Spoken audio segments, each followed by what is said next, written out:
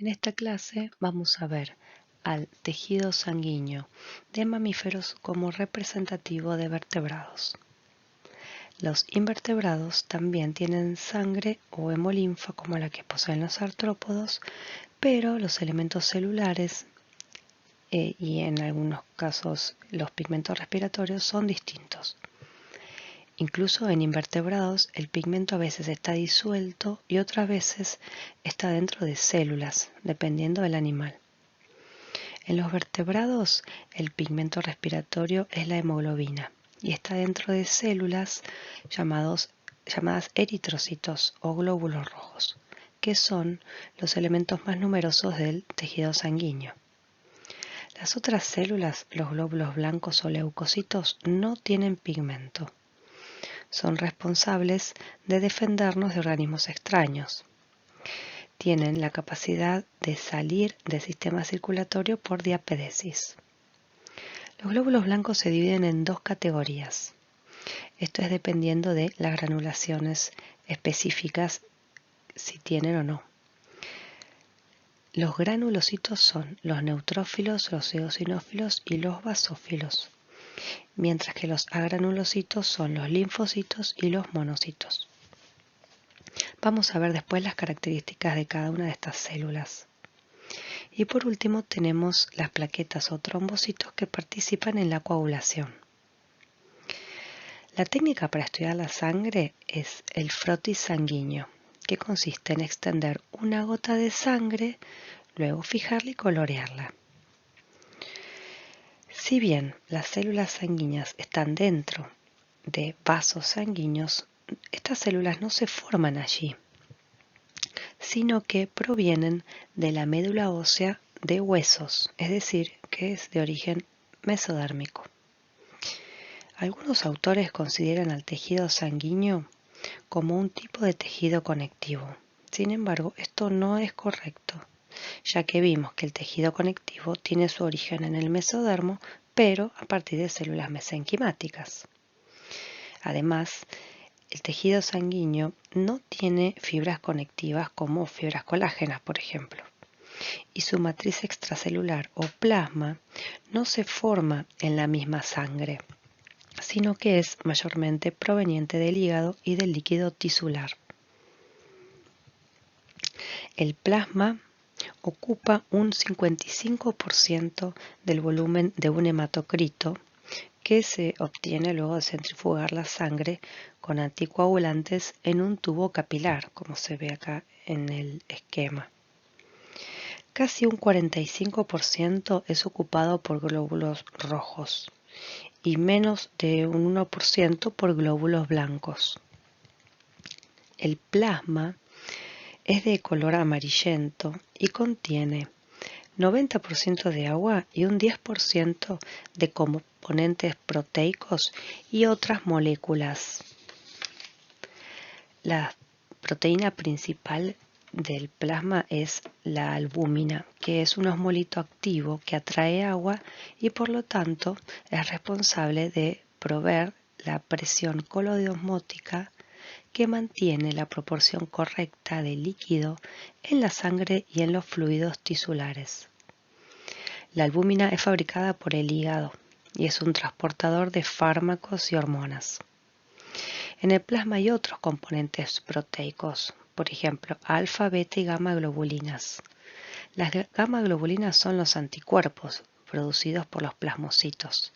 Las otras son producidas por el hígado y estas participan en el transporte de hormonas y de vitaminas y también en la defensa ante inflamaciones. La protrombina y el fibrinógeno participan en la coagulación para evitar hemorragias. En el plasma también hay sales, vitaminas, glucosa, HDL, LDL, que son transportadores de colesterol. Hay también desechos nitrogenados en forma de urea, ácido úrico, creatinina y gases disueltos. Como mencioné, para estudiar las células sanguíneas, debo tomar una gota de sangre y colocarla en un extremo de un portaobjeto. Con la ayuda de otro portaobjeto, con borde esmerilado, realizo el extendido de la gota. A esto se lo llama frotis sanguíneo. Luego lo dejo secar, lo fijo y lo coloreo. La coloración típica es Meigrunwald-Giemsa, que contiene una mezcla de colorantes. El Meigrunwald colorea las granulaciones específicas acidófilas de color rosado y las granulaciones específicas basófilas de color violeta. El Giemsa colorea los núcleos de violeta y las granulaciones inespecíficas de azul. Como se ve en las fotos, las células predominantes son los eritrocitos o glóbulos rojos. En mamíferos son de forma de disco bicóncavo, con un centro deprimido y un diámetro estándar de 7 micrómetros. Su tamaño servirá como referencia para calcular el tamaño de otros elementos celulares. Los mamíferos son los únicos vertebrados con glóbulos rojos anucleados. Esto da lugar a más espacio para la hemoglobina, el pigmento respiratorio, que permite el transporte de oxígeno y dióxido de carbono también. La hemoglobina es una proteína acidófila y por eso los citoplasmas de los eritrocitos se colorean de rosado. Probablemente todos sepamos nuestro grupo y factor sanguíneo, dato esencial para las transfusiones. En el sistema AB0 hay 4 grupos sanguíneos, el A, el B, el AB y el 0. Pero ¿sabían que estos grupos se basan en antígenos ubicados en la superficie de los glóbulos rojos? Estos antígenos son glicoproteínas que difieren levemente en su composición. Están unidos a proteínas integrales llamadas glicoforinas. Los antígenos del sistema AB0 están representados en el esquema. Todos tenemos enzimas que catalizan la síntesis del antígeno 0. Las personas del grupo A poseen una enzima adicional que agrega un azúcar al antígeno 0, el circulito blanco, en el antígeno A. Los del grupo B tienen otra enzima que permite el agregado de otro azúcar al antígeno 0, es el circulito celeste, dando por resultado el antígeno B. Los individuos AB poseen estas dos enzimas, mientras que los del grupo 0 no las tienen. El cromosoma 9 posee los genes del sistema AB0. El alelo 0 es recesivo. Los alelos A y B son codominantes. Por ejemplo, si yo soy 0, mi mamá es A y mi papá es 0, entonces mi mamá es A0, domina el A. Mi papá y yo somos 00. Si bien es sutil la diferencia entre los antígenos, estos generan respuesta inmune, es decir, que se producen anticuerpos anti-A y anti-B. Las personas de tipo A poseen anticuerpos anti-B. Vean la primera columna. Las del tipo B, anticuerpos anti-A. Las AB no tienen anticuerpos ni anti-A ni anti-B. Y las del grupo 0 poseen anticuerpos anti-A y anti-B. Estos anticuerpos se generan por exposición al antígeno o antígenos similares presentes en polen, alimentos o bacterias.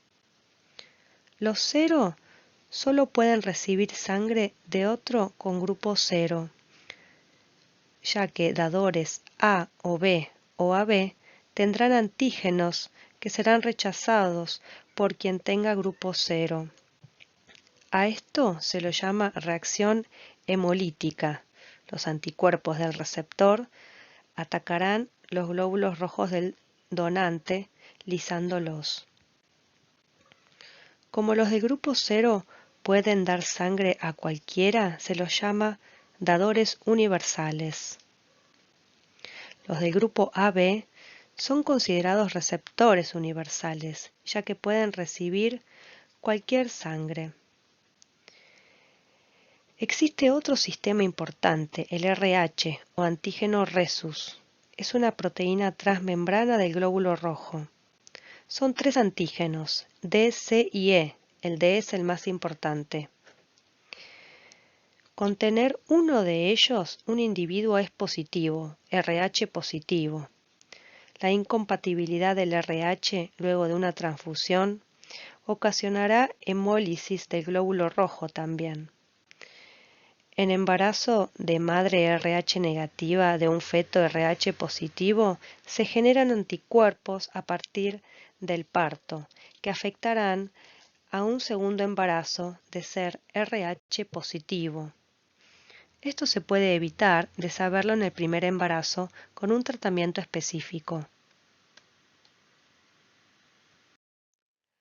Las otras células sanguíneas son los glóbulos blancos o leucocitos. Leuco significa blanco.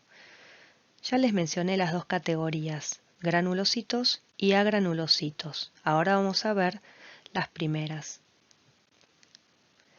Los granulocitos neutrófilos, también llamados polimorfonucleares, son los glóbulos blancos más numerosos, de tamaño mayor al de los glóbulos rojos.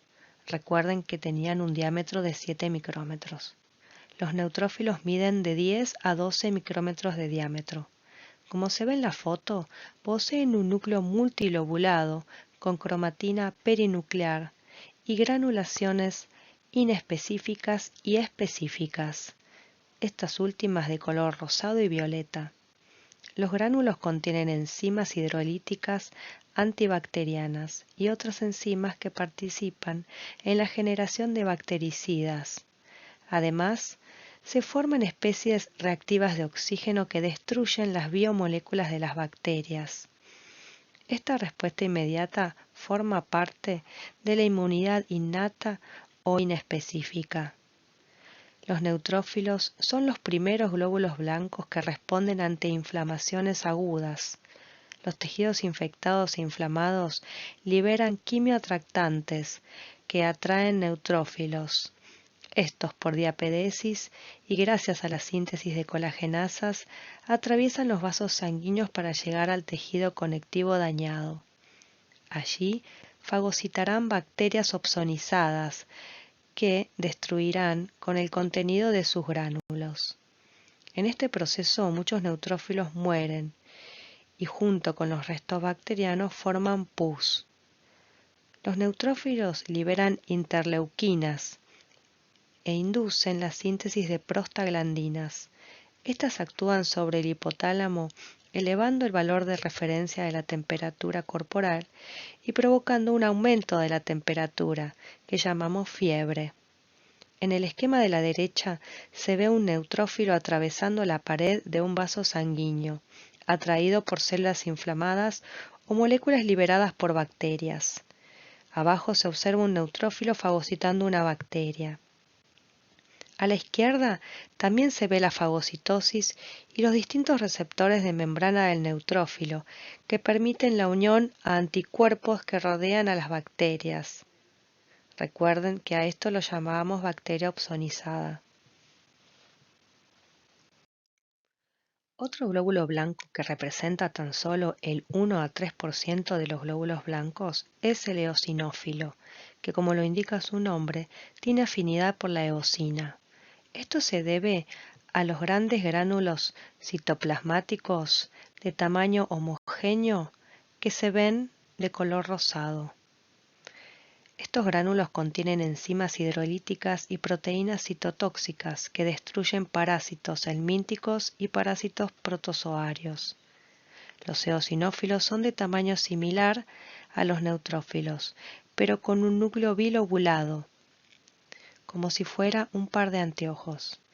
La heterocromatina es periférica. Los eosinófilos fagocitan complejos antígeno-anticuerpo y son reclutados por mediadores químicos liberados por mastocitos del tejido conectivo. Presten atención cómo tienen capacidad de atravesar los vasos sanguíneos y llegan al tejido conectivo infectado. Además, los gránulos contienen histaminasas y otras moléculas que contrarrestarán los efectos inflamatorios de mastocitos y basófilos. Los eosinófilos liberan interleuquinas y factores estimulantes de colonias que promueven la fabricación de granulocitos y macrófagos. En resumen, los eosinófilos son típicos de inflamaciones crónicas como parasitosis y alergias. siendo otra célula de la inmunidad innata. El último granulocito es el basófilo. Hay menos del 1% de basófilos, es decir que debería contar más de 100 células para hallarlo. Su tamaño es similar a los otros granulocitos. Posee un núcleo irregular ocultado por gránulos grandes basófilos de tamaño variable, como se ve en la foto del frotis. Estos gránulos contienen heparina, histamina y leucotrienos. La heparina es un anticoagulante que permite que la sangre fluya más. La histamina causa dilatación de los vasos sanguíneos. Los leucotrienos provocan la contracción de la musculatura lisa de vías aéreas y aumentan la permeabilidad capilar. Estos tres, luego de ser liberados, favorecen el reclutamiento de glóbulos blancos y la diapedesis, promoviendo la inflamación en un sitio infectado. Los basófilos, al igual que los mastocitos, cuentan con receptores en su superficie para unir IgE, la gamma globulina aumentada en alérgicos. Cuando un antígeno se une a IgE, estos se unen luego al receptor del basófilo y desencadenan la liberación de histamina, heparina y leucotrienos para la defensa innata. En la activación descontrolada, cuando tenemos alergia, se produce una liberación masiva del contenido de los gránulos, lo que provoca que se estrechen las vías respiratorias, ocasionando asma, prurito y descenso de la presión arterial. Esta hipersensibilidad a determinadas sustancias se llama anafilaxis. La micrografía electrónica muestra más detalle del basófilo. En conclusión, los basófilos participan en procesos inflamatorios y de alergia. Los últimos dos leucocitos son agranulocitos. Los monocitos representan del 5 al 8% de los glóbulos blancos. Son los de mayor tamaño, llegando a medir 15 micrómetros de diámetro.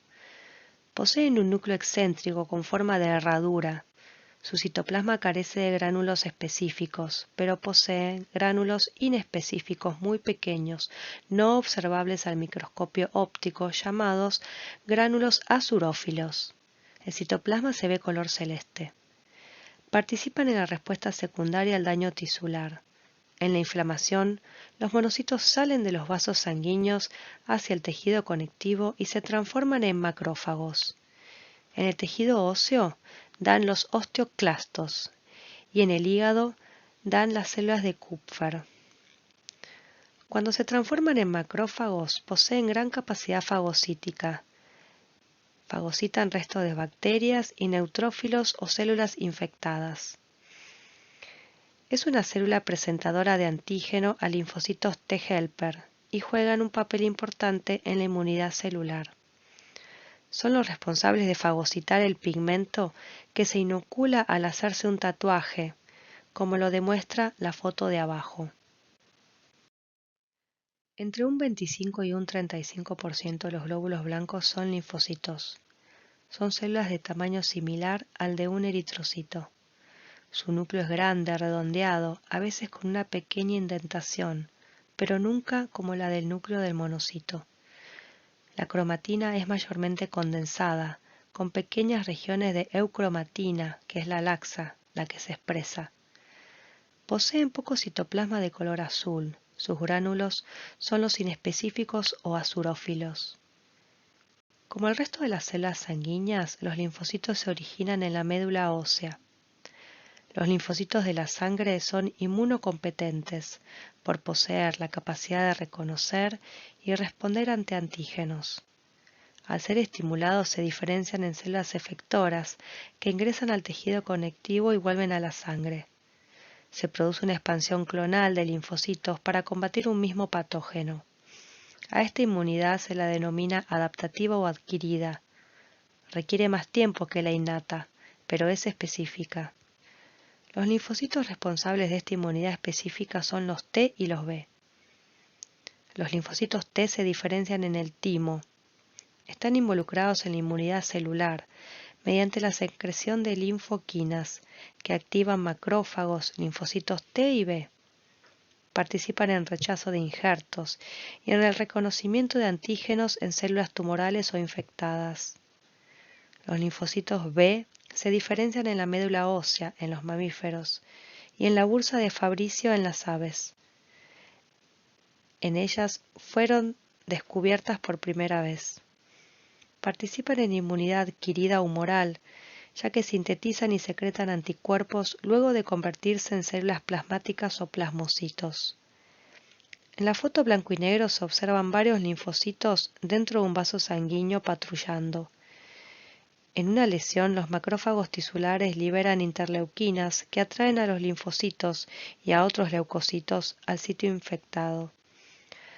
Los linfocitos comienzan el rolling, ruedan, luego se adhieren al endotelio y se extravasan. Es imposible diferenciar linfocitos T de B en un frotis. Esto solo se logra mediante técnicas inmunohistoquímicas marcando receptores superficiales específicos o mediante microscopía electrónica de transmisión. Por último, las plaquetas, exclusivas de mamíferos, son fragmentos celulares de 3 micrómetros de diámetro que provienen de una célula gigante llamada megacariocito que se origina en la médula ósea. Las plaquetas participan en el proceso de coagulación.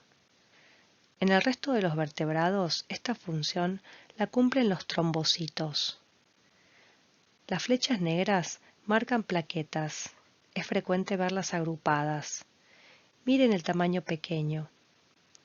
Si un vaso es dañado, se expone el tejido conectivo a la sangre, lo que ocasiona que las plaquetas se adhieran y se degranulen. Sus gránulos contienen serotonina, que es un vasoconstrictor para reducir el flujo sanguíneo y así evitar la pérdida de sangre. Además, posee factores de coagulación, que forman parte de la cascada de coagulación. Para resumirla, la protrombina, una proteína plasmática, se convierte en trombina gracias a la tromboplastina de células dañadas y de plaquetas. La trombina cataliza la conversión de fibrinógeno en fibrina, que constituye una malla o coágulo junto a los glóbulos rojos, evitando hemorragias. La foto muestra esa red.